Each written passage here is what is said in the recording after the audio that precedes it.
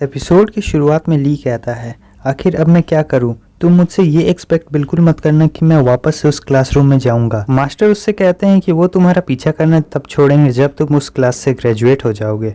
ली उनसे कहता है, तुम ज़रूर मजाक कर रहे हो, है ना?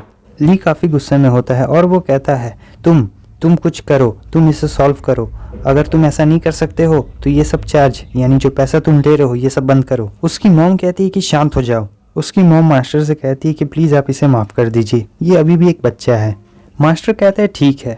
उसके बाद वो ली को कोई चीज़ देते हैं जिसमें से अजीब सा ऑरा निकल रहा होता है। ली कहता है कि आखिर ये क्या है? मास्टर उससे कहते हैं कि इसे तुम्हें रात में बस एक बार पीना है, ज़्यादा नहीं पीना है। ये तुम्हारी येन एनर्जी को सस्टेन कर देगी और अगर तुम ऐसा नहीं करोगे तो चीज़ें काफ़ी बुरी हो जाएगी। उसके बाद वो सीधे हम बिज़नेस की बात पे आ जाते हैं कि इस बोतल का दाम है 10,000 रुपये, चाहे तो कैश में दें या फिर ट्रांसफ़र कर दें। ली की मॉम कहती है, मास्टर मैंने आपको पहले ही पे कर दिया है, क्या उतना काफ़ी नहीं रहेगा? मेरे पास अभी पैसे नहीं हैं। मास्टर कहता है कोई बात नहीं है, मैं वापस से ज़रूर आऊँगा, तब मैं पैसे ले लूँगा।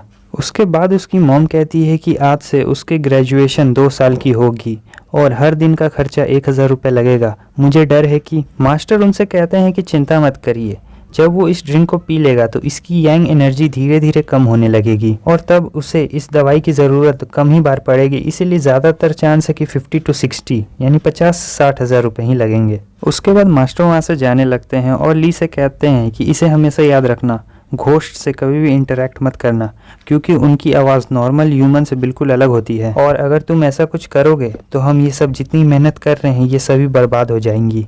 बाय द वे, आज रात तुम थोड़ा आराम से रहना, मुझे ये यकीन है कि आज रात वो फीमेल घोस्ट कल की तरह बिल्कुल नहीं होगी। ली अपने मन में सोचता है आखिर इन सभी चीज़ों का क्या मतलब है। उसके बाद हम देखते हैं रात हो चुकी होती है और हमें बताया जाता है कि ली ने अपनी मॉम और अपनी गर्लफ्रेंड से ये कहा है कि वो उनसे दूर चली जाए, वो उन्हीं के भलाई के लिए ये बात कह रहा है और मास्टर ने उससे ये भी कहा है कि घोस्ट सिर्फ उसी में इंटरेस्टेड हैं। इधर हम देखते हैं कि वो उस चीज़ को पी रहा होता है जो उसे मास्टर ने दिया होता है, लेकिन वो उसे ज़रा भी अच्छा नहीं लग रहा होता है। लेकिन वो अपने मन में सोचता है कि चलो एक ही बार में इसे पूरा ख़त्म कर दिया जाए और वो उसे पी भी लेता है। उसके बाद वो घड़ी की तरफ देखता है तो उसमें 11 बज रहे होते हैं और वो सोचता है क्या घोस्ट अभी आएगा, क्योंकि अभी तो सिर्फ 11 ही बज रहे हैं। हाँ, आखिर मैं इतनी चिंता क्यों कर रहा हूँ, आखिर मैं यहाँ पे अकेला हूँ। अब रात के 12 बज चुके होते हैं लेकिन अभी भी उस भूत का कुछ अता पता नहीं होता है। तभी अचानक से उसके टी शर्ट पर कुछ गिरता है। वो काफ़ी ज़्यादा घबरा जाता है और उसे अपने पीछे कुछ महसूस भी हो रहा होता है। वो अपने मन में सोचता है, धत तेरी की, आखिर ये कितनी देर से मेरे पीछे खड़ी है। जब वो पीछे मुड़कर देखता है तो वो देखता है कि उसकी घोस्ट टीचर वहीं पे होती है और वो कह रही होती है ही। तभी उसे मास्टर की बात याद आ जाती है कि घोस्ट से ज़रा भी इंटरेक्ट मत करना क्योंकि उनकी आवाज़ ह्यूमन की आवाज़ से बिल्कुल अलग होती है। टीचर कहती है कि मैं देख रही हूँ कि कोई यहाँ पर वीडियो गेम्स खेल रहा है लेकिन पढ़ नहीं रहा है। वो ली का हाथ पकड़ती है और कहती है चलो मेरे साथ, और हम देखते हैं कि वो थोड़ी ही देर में जंगल में भी पहुँच जाते हैं। ली इधर काफ़ी डरा हुआ होता है और वो अपने मन में सोच रहा होता है कि ये रोड तो उस रात जैसा ही दिख रहा है, मुझे नहीं लगता है कि मैं यहाँ से भाग भी सकता हूँ, लेकिन मैं ये ज़रूर श्योर हूँ कि स्कैमर मास्टर मुझे मरने तो नहीं देगा। उसके बाद हम देखते हैं कि वो लोग क्लास में पहुँच चुके होते हैं और टीचर ली से कहती है कि जाओ, जाकर अपनी सीट पर बैठ जाओ। ली चुपचाप जाता है और जाकर अपनी सीट पर बैठ जाता है। उसके बाद वो अपने पॉकेट से अपना मोबाइल फ़ोन निकालता है और वो ये देख के काफ़ी ज़्यादा सरप्राइज़ होता है क्योंकि वहाँ पर कोई फ़ोन सिग्नल ही नहीं था। और इधर हम देखते हैं कि ली काफ़ी घबरा रहा होता है क्योंकि उसे फिर से कोई ही वाली अजीब साउंड सुनाई दे रही होती है। वो अपने डेस्क के नीचे झांकता है तो वो देखता है कि यहाँ पर एक छोटू सा भूत होता है, लेकिन इस छोटू सा भूत को देख के ली काफ़ी ज़्यादा घबरा जाता है। हम देखते हैं कि वो छोटू सा भूत भी उसके ऊपर चढ़ जाता है और वहाँ पर एक भूत या लड़की भी आ जाती है और वो लड़की उससे कहती है कि ओह मुझे माफ़ करना, इससे तुम्हारे ऊपर क्रॉल करना बहुत अच्छा लग रहा है। इस लड़की को याद रखना, ये आगे जाके बहुत काम आने वाली है। और इधर ली अपने मन में सोच रहा होता है आखिर ये सब क्या है, एक घोस्ट बेबी क्लासरूम में। लेकिन उसके बाद ली अपनी आंखों के सामने काफ़ी ख़तरनाक मंजिल देखता है। वो देखता है कि वो जो छोटू सा बच्चा होता है वो उस लड़की के वर्टिकल होल में चला जाता है। वो घोस्ट भी काफ़ी खुश नज़र आ रही होती है और ली इधर सोच रहा होता है आखिर वो उसे अपने अंदर क्यों घुसा रही है। तभी घोस्ट टीचर वहाँ से आती है और वो उसे एक झप मारती है और कहती है आखिर यहाँ पे इतना ज़्यादा फ़नी क्या है, हाँ तुम पूरे क्लास को डिस्ट्रैक्ट कर रही हो। और जब वो उसे एक झप मारती है तब उसकी आँख निकल जाती है। वो आंख उड़ते उड़ते जाती है और सीधे ली के पैरों से टकरा जाती है। ली उसे देखकर फिर से बहुत ज़्यादा डर जाता है और कहता है, क्या ये एक आईबॉल है? इधर वो लड़की ली के पास आती है और अपनी आईबॉल उठा के अपनी आंख में वापस से लगा लेती है और फिर से ही टीचर वापस से ब्लैक बोर्ड की तरफ जाने लगती है और कहती है कि क्लास पर ध्यान दो।